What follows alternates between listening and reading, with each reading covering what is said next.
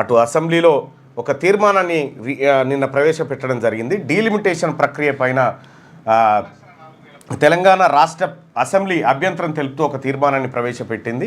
So దక్షిణాది రాష్ట్రాలకు అన్యాయం జరుగుతుందనేటువంటి వాదన తెర మీదకి తెచ్చింది. అసలు ఈ డీలిమిటేషన్ ఏంది, డీలిమిటేషన్ వల్ల ఏం జరిగింది, సో ఇప్పుడు ఉన్నటువంటి ప్రమాదం ఏంది అని ఒక్కసారి చూద్దాం. డీలిమిటేషన్కి సంబంధించినటువంటిది ఇది ఆన్ చేసి పెట్టచ్చు, ఆన్ చేస్తే మరి లేదు. అయితే డీలిమిటేషన్ ప్రక్రియ అనేది సో భారతదేశంలో నియోజకవర్గాల పునర్వ్యవస్థీకరణ అట్లా జరుగుతుంది అన్నట్టు. ఏ పార్లమెంటు ఎక్కడ ఉండాలి, దాని పేరేంది, దాంట్లో ఎంతమంది ఓటర్లు ఉండాలి, ఇవన్నీ అంశాలు మనకు కనిపిస్తాయి. అయితే వాస్తవానికి ఈ ఎన్నికల ప్రక్రియను ఎన్నికలు ప్లస్ నియోజకవర్గాలు ఈ అంశాలన్నీ మనము బ్రిటన్ నుంచి తీసుకున్నాం రాజ్యాంగంలోకి. బ్రిటన్ నుంచి ఒక్కొక్క దేశం నుంచి కొన్ని తీసుకున్నాం, బ్రిటన్ నుంచి మన రాజ్యాంగంలోకి తీసుకున్నాం.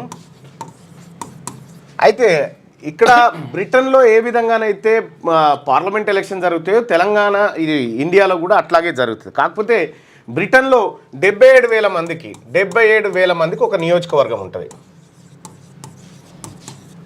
77,000 మందికి ఒక పార్లమెంట్ నియోజకవర్గం ఉంటుంది. కాకపోతే ఈ ఇండియాలో మాత్రం చాలా హెచ్చుతగ్గులు కనిపిస్తూ ఉంటాయి మనకి.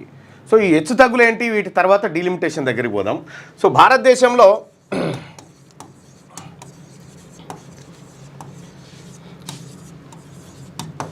అత్యధిక ఓటర్లు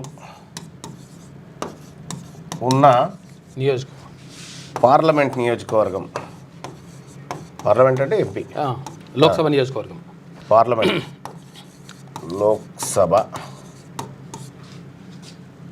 మల్కాజ్గిరి.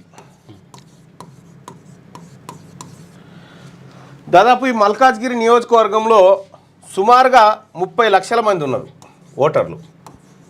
30 లక్షల మంది ఓటర్లు ఈ నియోజకవర్గంలో కనిపిస్తారు మనకి. ఇది భారతదేశంలో అతిపెద్ద పార్లమెంటు నియోజకవర్గం ఓటర్ల సంఖ్య పరంగా.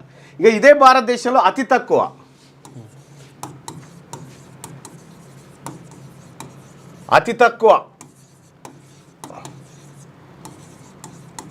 ఓటర్లు ఉన్నది లక్షద్వీప్లో. ఆడ 57,000 మంది ఓటర్లు అంతే ఒక ఎంపీ స్థానానికి. అక్కడ ఉన్నది ఒక ఎంపీ స్థానం, ఆడ 57,000 మంది ఉన్నారు. ఇక్కడ మల్కాజ్గిరిలో మాత్రం 30 లక్షల మంది ఉన్నారు. ఇట్లా చాలా వ్యత్యాసాలు మన వివిధ నియోజకవర్గాల్లో చూడొచ్చు. అయితే జనాభా ప్రాతిపదికన తీసుకున్నప్పటికీ కూడా ఈ వేరియేషన్స్ ఎందుకు వచ్చినాయి అనేది సో తర్వాత అక్కడ ఉన్నటువంటి పరిస్థితులను బట్టి కావచ్చు. కానీ ఇప్పటి వరకు భారతదేశంలో ఒక 4 సార్లు డీలిమిటేషన్ అయింది. డీలిమిటేషన్ 4 సార్లు అయింది. అందులో 1952లో మొదటిసారిగా ఒక డీలిమిటేషన్ తీసుకున్నారు. ఆ డీలిమిటేషన్ తీసుకొని తద్వారా నియోజకవర్గాల పునర్వ్యవస్థీకరణ జరిగింది.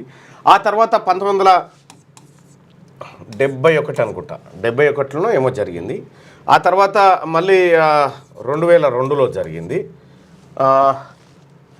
ఇంకొకటి జరిగింది మధ్యలో. అయితే ఇక్కడ జరిగింది 543, ఇక్కడ జరిగింది 540. పెద్ద మార్పు ఏం లేదు.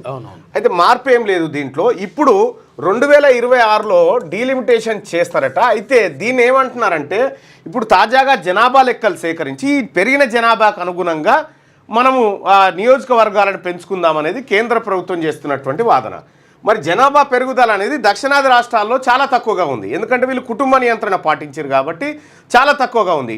ఉత్తరాది రాష్ట్రాలు విపరీతంగా జనాభాను పెంచుకుంటూ పోయినాయి కాబట్టి ఇప్పుడు మరి జనాభా పెరుగుదలను అంచనా వేసి నియోజకవర్గాలు కనుక పునర్వ్యవస్థీకరిస్తే ఉత్తరాది రాష్ట్రాలు ఇప్పుడు ఉత్తరప్రదేశ్లో 100 పైచీలకు ఎంపీ స్థానాలు దాటిపోతాయి, బీహార్లో దాదాపు 70-80 అవుతాయి. కాబట్టి ఇక్కడ దక్షిణాది రాష్ట్రాలు చెప్తున్నటువంటి మాట ఏంటంటే ఇప్పుడు 2011 సెన్సస్ తీసుకున్నా ప్రమాదమే, ఇప్పుడు చేసినా ప్రమాదమే. కాబట్టి 1971 జనాభా లెక్కల ఆధారంగానే మీరు పునర్వ్యవస్థీకరణ చేయండి అనేటువంటి మాట చెప్తా ఉన్నారు. లేదు అంటే ఈ విభజన అనేది డీలిమిటేషన్ అనేది మరొక 25 సంవత్సరాలు వాయిదా వేయాలని చెప్పి చెప్తా ఉన్నారు. 25 ఏళ్ళు వాయిదా వేయాలని చెప్పి చెప్తా ఉన్నారు. అయితే ప్రస్తుతం ఉన్నటువంటి పరిస్థితుల్లో మరి కేంద్ర ప్రభుత్వానికి ఎన్నికల సంఘం ఇక కాస్త అనుకూలంగానే ఉంటుంది, మీకు తెలియదు ఏం లేదు. ఎందుకంటే కొన్నిసార్లు విపక్షాల నుంచి వస్తున్నటువంటి డౌట్లు తీర్చడంలో కేంద్ర ప్రభుత్వం కంప్లీట్గా ఎన్నికల సంఘం కంప్లీట్గా కొన్నిసార్లు అటు ఫేవర్లోనే మాట్లాడుతూ ఉంది. సో ఇక్కడ మనం గమనించాల్సిన అంశం ఏంటంటే దీనికి సైమల్టేనియస్గా అనేకమైనటువంటి అంశాలు తెర మీదకి వస్తూ ఉన్నాయి. అసలు ప్రపంచంలో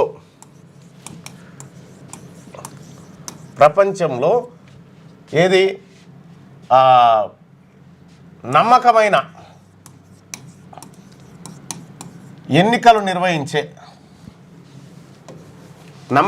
ఎన్నికలు నిర్వహించే దేశాల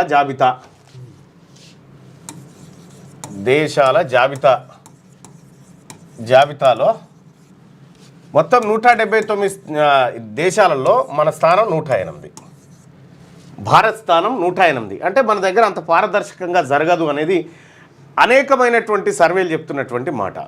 సో ఇందులో ప్రధానంగా కొన్ని దేశాలు అసలు వాస్తవానికి ఎన్నికలు ఎప్పుడు స్టార్ట్ అయినాయి అంటే మన గ్రీకుల కాలంలో స్టార్ట్ అయినాయి. క్రీస్తు పుట్టక ముందుకే ఎన్నికలు స్టార్ట్ అయినాయి.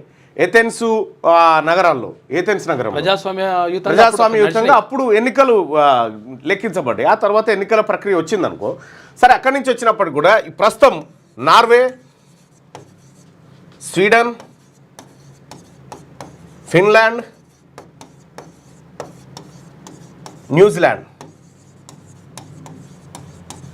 ఈ దేశాల్లో పక్కడబందీగా ఎన్నికలు జరుగుతాయి.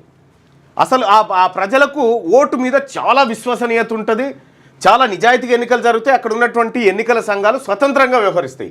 ఎవరికి కొమ్ముగాయి ప్రజల అభిప్రాయాన్ని ఫ్రీగా వెల్లడించవచ్చు. ఇక ఇవి కాకుండా మొత్తం ప్రపంచంలోనే చెత్త ఎన్నికలు ఎక్కడెక్కడ జరుగుతాయంటే నార్త్ కొరియా,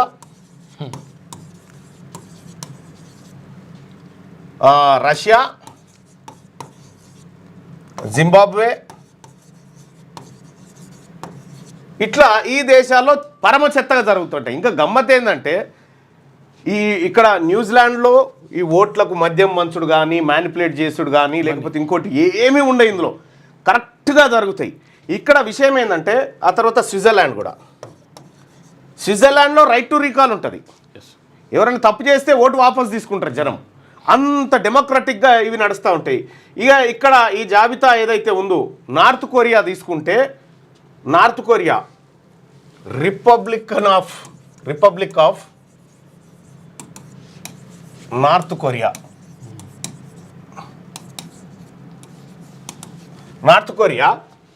ఇక్కడనే ఉంటుంది, రిపబ్లిక్ ఉంటుంది. మళ్ళా రిపబ్లిక్ ఉంటుంది.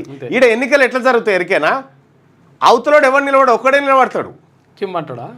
కాదు, ఒక నియోజకవర్గంలో ఒక్కడే నిలబడతాడు, వానికే ఓటేయాలిగా. అయితే మన తానేం జరుగుతుంది, ఎన్నికలు జరిగినాక కౌంటింగు, ఫలితాలు, ఇది కదా ప్రక్రియ. కానీ నార్త్ కొరియాలో అట్లా కాదు, ఫస్ట్ ఫలితాలు ఇస్తారు, ఆ తర్వాత అభ్యర్థులు ఫలితాలు, తర్వాత ఎన్నికలు, ఆ తర్వాత ఇదేమంటారు కౌంటింగ్, ఇట్లా జరుగుతుంది అన్నట్టు. ఈడ సిస్టమ్ ఏంటంటే పరమ చెత్త అంటే ఒక మ్యానిపులేషన్ ఎలక్షన్ అంటారు దీన్ని. అక్కడ ఒక అభ్యర్థి బ్యాలెట్ పేపర్లో ఒకటే పేరు ఉంటుంది. సపోజ్ సుదర్శన్ అని ఉందనుకో, ఈయన కోటేయాలంటే ఈయనకే వేయాలిగా. ఈయనకి వేయకపోతే దేశద్రోహివి అక్కడ ఏది నార్త్ కొరియాలో. ఒకవేళ మరి ఈయన నాకు ఇష్టం లేదని చెప్పొచ్చా అంటే చెప్పొచ్చు. కానీ ఎప్పుడు ఈడ పోలింగ్ ఆఫీసర్ కూర్చుంటాడుగా, ఈయన దగ్గరకు వచ్చి పెన్ను తీసుకొని పోవాలి, టేబుల్ మీద పెన్ను తీసుకొని పోయి ఈ పేరు కొట్టేయాలి. ఈ పెన్ను తీసుకుపోయినందుకు నేరం మళ్ళా తీసుకొని శిక్ష చేసేస్తారు. మళ్ళీ ఓటింగ్ శాతం ఎంత అనుకున్నావు? 99.9 పాల్గొనాలి. 2019లో జరిగిన ఎన్నిక 99.99% ఓటింగ్ జరుగుతుంది. ఇక్కడ అందరు ఓటేయాలి, కానీ ఎవరికి వేయాలి? ప్రభుత్వం చెప్పిన వాళ్ళకి వేయాలి, ఇంకోరికి ఏనికి లేదు. ఆడ విపక్ష పార్టీలు ఏమంటే ఉంటాయి, అవి కూడా మళ్ళా ఈయన దగ్గరనే పనిచేస్తూ ఉంటాయి, కిమ్మనకుండా పనిచేస్తాయి అన్నట్టు. పరమ చెత్త ఎన్నికలు ఇక్కడ జరుగుతాయి. అందరు ఎన్నికలలో పాల్గొంటారు. మళ్ళీ ఇది రిపబ్లిక్ ఆఫ్ నార్త్ కొరియా అని ఉంటుంది. డెమోక్రటిక్ రూపంలో జరుగుతూ ఉన్నట్టుగా చూడరా, అది మళ్ళీ నియంత పరిపాలనలో ఉంటుంది. ఇక్కడ ఎన్నికలు ఉంటాయి, ఫలితాలు ముందుగానే ఇస్తారు. ఎట్లా? అభ్యర్థులను ప్రకటించి వీళ్ళు గెలిచిరని ఇచ్చేస్తుంది. ఇచ్చేసిన తర్వాత వీళ్ళ పేరు మీద ఎన్నికలు జరుపుతుంది. ఎన్నికలలో ఇక భారీ మెజార్టీ వస్తుంది మళ్ళీ. ఎందుకంటే వేరే కేసు చూసిన వాళ్ళు మేము నిలబెట్టిన వాళ్ళందరికీ ప్రజలు ఓట్లు వేసిర్రు అని ఉల్టా తీసుకొస్తారు అన్నట్టు. ఇది నార్త్ కొరియాలో ఉన్నటువంటి సిస్టమ్. ఇక్కడ మన దేశంలో ఎన్నికల విధానాన్ని మనం బ్రిటన్ నుంచి తీసుకున్నప్పటికీ ఈ డీలిమిటేషన్ అనేటువంటి వ్యవస్థ ఏదైతే ఉందో, ఈ డీలిమిటేషన్ వ్యవస్థ జనాభా ప్రాతిపదికన తీసుకున్నప్పుడు ఉత్తరాది రాష్ట్రాలకు ఎక్కువ లబ్ధి జరుగుతుంది. ఏది 1971 ఏది ప్రాంతాల వారీగా తీసుకున్నప్పుడు, లేదంటే దక్షిణ భారతదేశానికి 33 అని రేవంత్ రెడ్డి గారు అన్నారు, 36% అని 36% అని రేవంత్ రెడ్డి గారు అన్నారు. 36% కనుక వస్తే అప్పుడు దీని వాటా దీనికి దక్కుతుంది. అట్లా ఇయ్యారట, జనాభా ప్రాతిపదికన ఇస్తారట. కానీ దక్షిణాది రాష్ట్రాల్లో పోలింగ్ ఎక్కువ జరుగుతుంది, ఎక్కువ మంది ఎన్నికల్లో పాల్గొంటారు, అక్కడ తక్కువ మంది పాల్గొంటారు. మరి తక్కువ మంది పాల్గొన్నటువంటి ఎన్నికల్లో పాల్గొన్నటువంటి రేషియో ప్రకారం అన్నా చేయాలి కదా, దాని ప్రకారం అన్నా చేయాలి.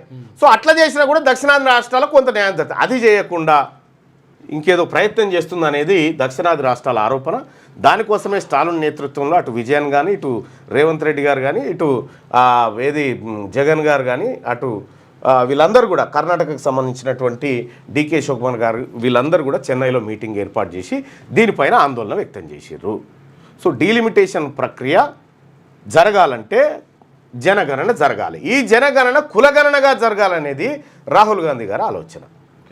సో మరి అది కులగణనగా రూపాంతరం చెందుతుందా, ఖాళీ జనగణన చేసి ఈ డీలిమిటేషన్ పోతారా? ఒకవేళ డీలిమిటేషన్ చేస్తే ఏది నియోజకవర్గాల పునర్విభజన జరిగిన తర్వాత 1 నేషన్ 1 ఎలక్షన్, మళ్ళీ రామ్నాథ్ కోవింద్ గారు కమిటీ ఇచ్చినటువంటి రిపోర్ట్ ప్రకారం ఈ దేశంలో ఎమ్మెల్యే ఎంపీ అన్నిటికీ ఒకేసారి ఎన్నికలు జరిగేటువంటి విధానం వస్తుంది. అది వస్తే జమిలీ ఎన్నికలు వస్తే 2029లో రావచ్చు ఎలక్షన్, లేదంటే 2027లో కూడా రావచ్చు ఈ జమిలీ ఎన్నికల విధానంలో. ఎందుకంటే 2029 దాకా పోకపోవచ్చు, ఎందుకంటే అప్పటికి యాంటీ ఇన్కంబెన్స్ పెరిగిపోతుంది ఏది భారతీయ జనతా పార్టీ మీద, ఎన్డీఏ పక్షాల మీద. కాబట్టి ముందస్తు ఎన్నికలుగా దీన్ని ఎన్నుకునేటువంటి అవకాశం ఉంటుంది. అంటే తెలంగాణ రాష్ట్రంలో కానీ ఇంకా కొన్ని చోట్ల కానీ వస్తే ఎన్నికలు 2027లో రావచ్చు, లేదంటే 2029లో రావచ్చు.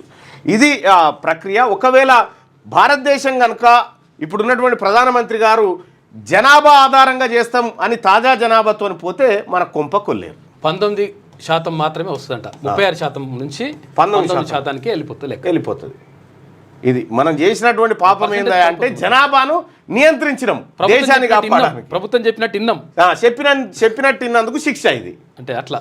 సో ఇది డీలిమిటేషన్కి సంబంధించినటువంటి అంశం.